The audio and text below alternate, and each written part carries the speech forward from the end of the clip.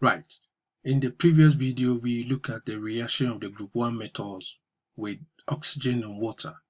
Now, this video looks at the test to identify the group 1 metals. We will then look at the reaction of the group 1 metals with chlorine and finish it up with a look at some of the safety precautions we have to be aware of when we're dealing with the group 1 metals. Okay, now there's a simple test that you can use to identify the group 1 metals, and that is called the flame test. The flame test. Now this involves using a damp spring or moistened flame test wire, putting the wire into a solid sample and putting the wire into a blue burning flame and noting the color of the flame.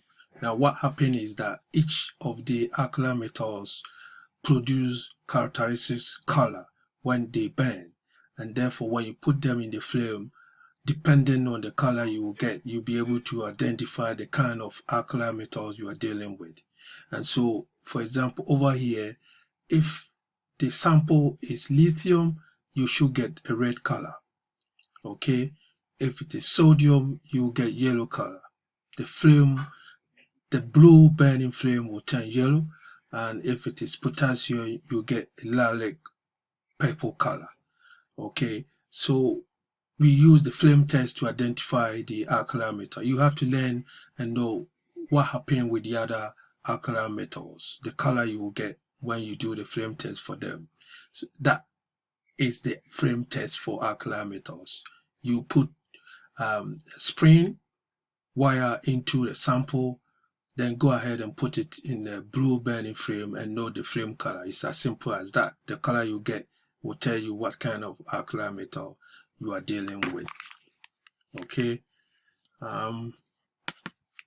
so you have the metals here, lithium up to potassium, and each of them have their own characteristic color. You should be able to learn them and identify them with their respective group 1 metal. Now let's look at how the alkali metals react with chlorine. Now generally the alkali metals react with chlorine to produce alkali metal chloride. Alkali metal chloride. Now what happens is that the metal chloride is formed as colorless crystalline salt.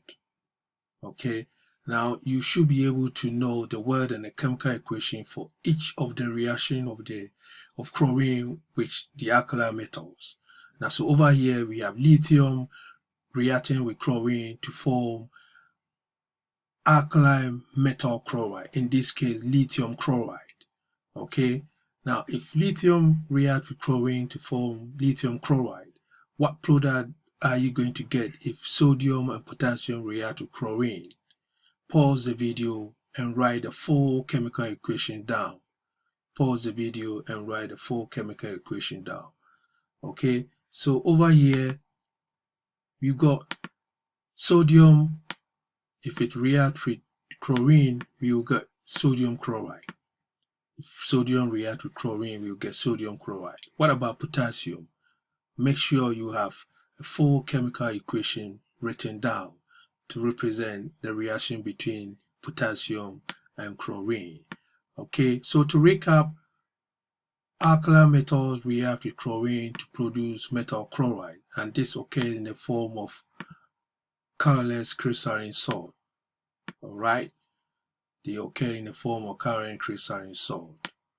And so we're going to have lithium chloride, sodium chloride, and potassium chloride. Potassium chloride. Okay, so that's the reaction between the group 1 metals and chlorine.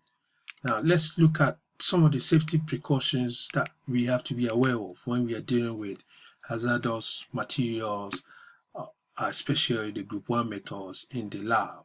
Now, as chemists, you normally come across material that may be harmful or hazardous, and therefore you have to know all the hazards that is associated with them when you are using them or handling them. And that's why it's important that we know the universal chemical symbols. Okay, we should know the universal chemical symbols. Let's have a look at some of the chemical symbols in the lab. So over here, we've got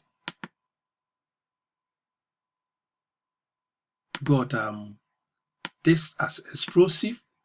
We've got compressed gas. So if you see this symbol, you must know that it's a compressed gas.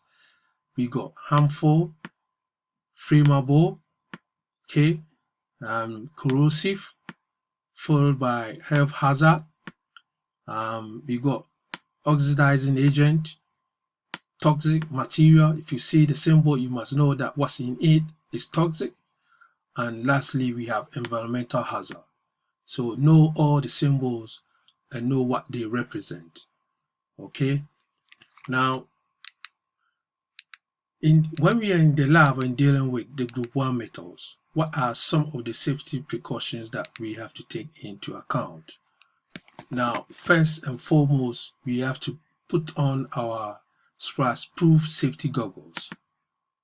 All right, put on our splash-proof safety goggles. Now, next, make sure that all your exposed skin is covered with long sleeve and trousers.